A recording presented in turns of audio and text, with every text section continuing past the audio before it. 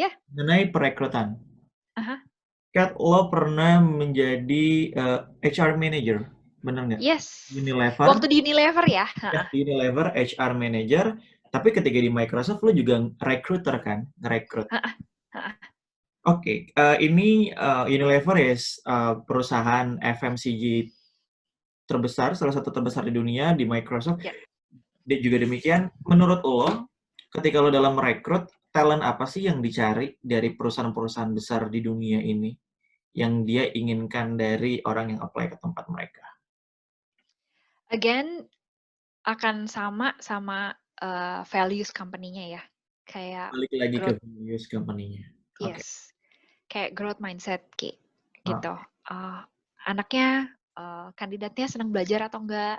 Kandidatnya kira-kira bisa adaptasi atau kolaborasi atau enggak? Mhm. Uh, terus kerjasama dengan tim, integritas. Jadi kayak IPK itu cuman sebagai kayak apa ya? Kayak ijazah gitu loh, kayak iya emang harus punya gitu. Karena kan harus ada pengetahuan Mhm. basicnya gitu. Mhm. Tapi kayak untuk kita evaluasi ke jenjang yang karir yang selanjutnya, itu kayak Mhm. selalu yang dilihat itu soft skill. Apa aja? Maksudnya gini, um, kalau menurut lo apa sih soft skills yang kurang umumnya yang lo lihat dari applicants yang semuanya pintar dari universitas ternama atau dari luar negeri, soft skills yang kurang apa sih, Kak? Dan why menurut lo? Ini seru banget nih pertanyaannya. Gue jadi ingat masa-masa gue ngobrol ini, kayak dulu kan gue pegang manajemen trainee program nih, Ya, ya. both di Oh, oke. ya both di Unilever and di Microsoft Indonesia Ah, dan di US waktu gue jadi account manager. oke. Jadi ini worldwide ya, by the Ya, way. ya, ya, Um, karena gue pernah rekrut di Indonesia, di Asia Pacific dan di ya. di Amerika. Satu pattern yang gue kaget itu adalah orang-orang yang justru yang sangat pintar, yang Hmm. very very smart gitu ya. Mereka level of collaboration-nya kurang loh. Oke, menarik. Kayak kayak kurang kayak sepak gitu loh. Bener gak sih bahasanya sepak? Ya, kayak nggak dengerin orang gitu. Kayak kan pasti kan kalau zaman sekarang kalau manajemen training itu kan kayak ada FGD gitu lah kan, focus group discussion kan. Selain interview kan, karena kita pengen lihat gimana sih cara lo kerja sama orang. Karena kalau kerja di perusahaan multinasional nih, kalau memang pengennya jadi kerja di multinational company ya memang lo harus deal sama banyak orang yang macem-macem orangnya tuh yang kayak dari mana-mana gitu loh. Ya. Dan lo nggak bisa expect kalau semua orang tuh selalu dengerin lo dan ngikutin lo gitu. Jadi lo tuh harus kayak punya suatu influence skill yang bagus lah gitu. Oke. Jadi itu sih satu yang menurut gue yang kayak kalau yang udah a big no-no itu adalah kayak kalau pinter banget terus nggak bisa kolaborasi. Susah tuh. Tapi itu sebuah skills yang bisa dipelajari nggak sih menurut lo? Oh banget. Cuman Kayak kayak perlu self awareness ya Ki. Jadi self kayak awareness. right gitu. Dan Oke. again ini gue mark karena gue kasih kayak asterisk mark karena gue ngerasa kalau misalkan interviewnya adalah interview untuk bikin startup mungkin beda Oke. ya. Ini gue spesifik gue ngobrol dari pengalaman gue untuk orang-orang yang mau apply ke multinational company Oke. gitu. Dan mereka semua yang apply orang-orang pintar. Tapi gue denger turnover-nya juga tinggi. Jadi kadang program belum selesai mereka cabut. Ataupun program udah selesai pada langsung cabut semua. Kalau lo lihat pattern-nya ini karena apa sih? Feedback yang lo sering dapetin dari apa gitu? What the company did wrong? Apa yang mungkin company salah lakukan atau memang applicants-nya gitu? Setelah kerja 11 tahun ya Ki, lama-lama gue mikirnya seleksi alam sih Ki sebenarnya. Karena cocok-cocokan kan. That's the process gitu Mhm. kalau menurut gue. Mhm. Prosesnya memang ya namanya juga kandidat ketika join sebuah company Mhm. kan kayak mencari jati diri juga. Hmm. Terus kayak di Ya. kehidupan kan tiap orang kan orang-orang kan apa ya adaptasi tergantung prioritas kehidupan mereka kan gitu. Mhm. Jadi ketika kayaknya 2-3 tahun lalu tuh cocok terus kayak sekarang kayaknya Ya. udah enggak Ya. gitu. Jadi kalau menurut gue kalau gue sekarang looking back nih, ya memang namanya kerjaan, orang-orangnya juga employee-nya ya beradaptasi gitu. Jadi kayak seleksi alam aja sih kalau menurut gue. Oke. Lo kan pernah megang secara Asia Pasifik ngerekrut talent-talent dari 13 negara untuk bekerja di Microsoft. Yes. Dari 13 negara di Asia Pasifik itu ada pengalaman yang paling menarik nggak? Kayak katakanlah stereotype, oh dari negara ini memang punya skills yang kayak begini nih, tapi ada juga negara-negara yang memang kayaknya nggak oke-oke banget sebagainya. Atau memang sebenarnya ya itu nggak tergantung dari negaranya. What do you think? Stereotip tuh ada sih, gampang. Memang basically kayak, apalagi di Southeast Asia ya, jadi kayak misalnya stereotipnya itu tuh nggak selalu sama sih. Jadi misalkan kalau kayak, misalkan rekrut orang Korea gitu. Oke. Mereka tuh lebih karena culture country-nya tuh mereka kayak kerjanya long hours gitu, terus hierarchical banget gitu. Itu tuh terpancar ketika mereka interview segala macam. Singapura juga kayak likely kayak gitu. Terus kalau mungkin orang Indonesia akan lebih balance lah gitu daripada dan less kompetitif gitu kan kedengarannya. Tapi again yang namanya stereotip itu bukan berarti semua orang. Gitu. Jadi waktu gue di recruiter, itu tuh gue berusaha, gue tahu ada stereotip, tapi gue tuh selalu mengesampingkan itu dan ngerekrut orang berdasarkan fakta.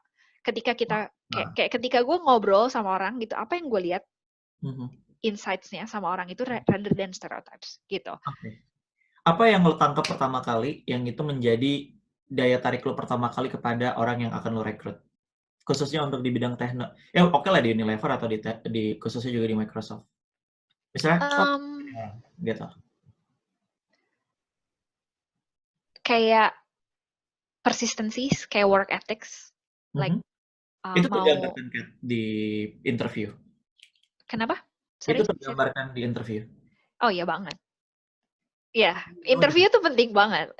Pertanyaan-pertanyaannya itu kan sekarang behavioral questions gitu kan. Dan FGD sih. Jadi interview sama FGD itu tuh kayak menolong banget lah gitu. Lama-lama lu lihat orang tiap hari tuh kan kayaknya lu bisa dapat insights-nya gitu ya. Jadi persistency kayak orangnya mau roll the sleeves atau enggak.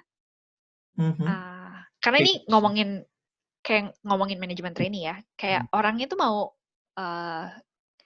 kerjain kerjaannya enggak gitu kan, nggak omong doang gitu loh. Ini apa enggak oke. Ada loh yang followers tapi kayaknya matters banget sih. Karena gini loh kayak kalau ngomongin konsep atau theoretical doang, it's easy. Eksekusi beda lagi, Bo.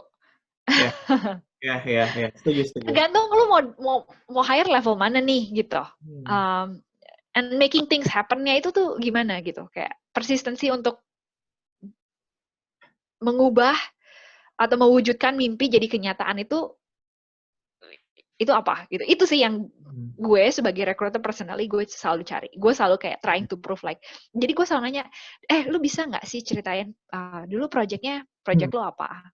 Gimana cara lo mengukur kesuksesan project lo? Barrier project lo apa? Nah gitu. Itu tuh kayak pertanyaan standar yang sebenarnya punchy banget gitu. Ya oke. Kan biasa mereka kan melalui tes dulu dari sisi technical dulu kan. Technical udah lolos baru biasanya lo hal yang lebih kualitatif gitu kan ke personality. Dan itu kan nanti biasa lo akan melakukan penilaian dari seluruh komponen, dari seluruh technical berbagai macamnya. Kalau orang ini technicalnya standar, tapi secara interview lo dapat nih chemistry-nya. Dengan satu lagi yang technical skill-nya lo nggak usah tanyain lagi, dia juga dari lulusan yang wow, tapi you just don't get the chemistry. Yang akan lo pilih gimana? Tergantung posisi.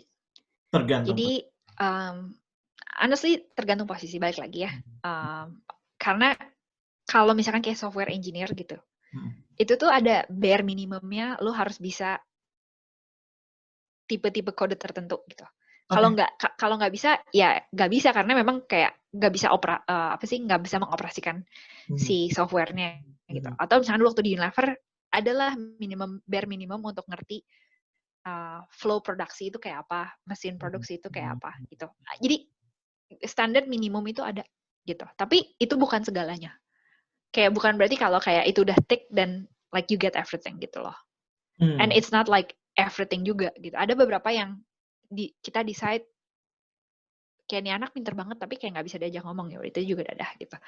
Funny enough in US ya Kia di Microsoft, we would like to think that kayak computer science Stanford, computer science-nya Yale, MIT, and Harvard is like mereka yang kerja di Microsoft gitu ya.